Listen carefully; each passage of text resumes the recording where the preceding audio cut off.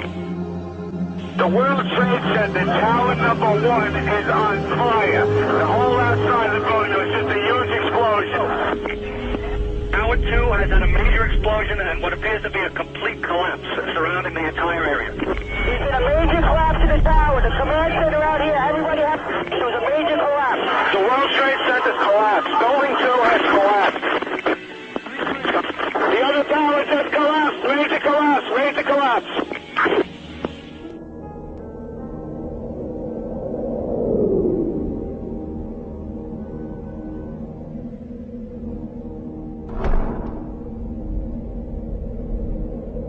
Well, had the building collapsed at 10:45, it would have been shrouded in all of the debris and clouds of the North Tower. We wouldn't know anything about it. We might not even assume how it came down. We wouldn't have seen it on video. It's a 47-story skyscraper, easily the tallest building in 33 of our states. A football field away from the Twin Towers. It collapsed mysteriously on the afternoon of 9/11 at about 5:20. Most people don't know about it. It wasn't hit by an airplane. It had 8 to 10 fairly small fires and a lot of smoke. Concentrated, curiously enough, on the 12th and 13th floor, that which is occupied by the Securities and Exchange Commission, which lost thousands of files related to hundreds of cases it was actively pursuing against Wall Street companies like Enron. And it's on the opposite side of the building from the Twin Towers that collapsed. So how did that fire get so strong all around the 12th floor? Well, here's Building 7 coming down second by second. You can see the gaining downward momentum. You can put it on a plot of drop distance versus time. It fits the graph perfectly in the first 2.5 seconds, indicating the structure had to have been removed before the next floor came down, meaning the building can't fall at free fall speed and do any other work because all of its gravitational potential has been converted into kinetic energy. It can't crush 40,000 tons of steel on its way down without slowing down. It did not slow down. It dropped as fast as a rock dropped off the top of the building. I remember getting a call from the fire department commander telling me that they were not sure they were going to be able to contain the fire. I said, you know, we've had such terrible loss of life. Maybe the smartest thing to do is pull it. And they made that decision to pull, and then we watched the building collapse.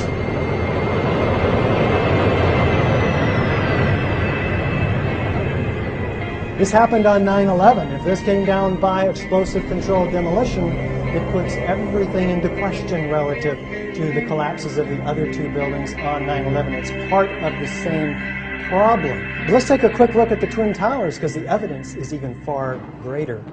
And incredible amounts of pyroclastic-like dust from the pulverized concrete developing even before the gravitational potential has a chance to develop.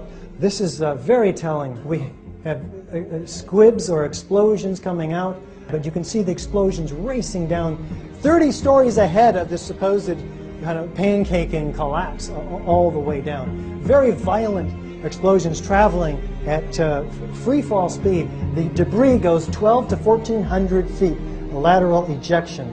This is an organic asymmetrical damage to the building from the planes and the fires, and yet we have complete symmetrical displacement of debris filling ground zero. We don't have a explosive demolition starting at the base of the building, but at the point of jet plane impacts, because we want to blame the collapse on the jet planes. So that's where we start the explosiveness. And it is very explosive, as you can see in the photo already. Everything's blowing outside the footprint. It's not an implosion. It's a very different, very explosive event. What we do is we formulate a question. We're going to make a hypothesis from this question after observations are made. We test that hypothesis with experiments. One hypothesis, I think the buildings are brought down by explosives, or I think it's brought down by fire. So we test this with experiments, analyze results, draw conclusions. The hypothesis is either corroborated or it's not. If it's not, we think, try again, get a new hypothesis going. Fires, for instance, destroy buildings very differently than controlled demolitions. They tend to creep from place to place in a building, burning out an area every 20 minutes or so, moving on looking for fresh new fuel sources. So when a building does come down by fire, and you'll note that never in history has a steel frame high-rise ever come down by fire, even though we have 100 examples, many of which are very hot, longer lasting, and much larger than the fires in the 3 buildings we're going to be looking at today. But say a wood frame building, for instance, if it does collapse, it'll fall asymmetrically. It'll fall over, not go down through the path of greatest resistance, but it'll be a natural organic process with slow, gradual deformations. That's what we look for and see in fires. Why is that a problem? Because the fires are only 1,400 degrees and steel doesn't begin to melt until 3,000 degrees. We're missing 1,000 degrees of heat energy in the official story. What could have created all of that heat, all of that molten metal? We're going to be looking at thermite as a suspect, which creates temperatures of 4,500 degrees and whose byproduct is not molten steel, but molten iron.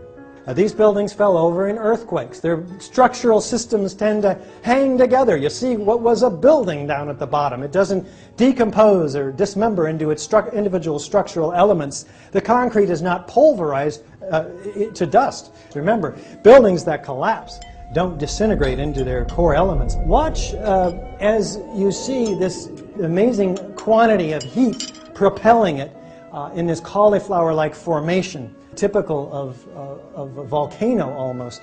You and I have a problem because the implications of this are staggering. If these buildings were brought down by explosive controlled demolition, then how, who, why, how'd they get away with it? How do you get instant acceleration of 55 miles an hour laterally in order to get 600 feet away? You need some other kind of energy other than a gravitational collapse. So this is a feat that only a handful of companies in the US can accomplish. Extremely high tech, only put out by Los Alamos and Lawrence Livermore Labs very recently. It's not made in a cave in Afghanistan.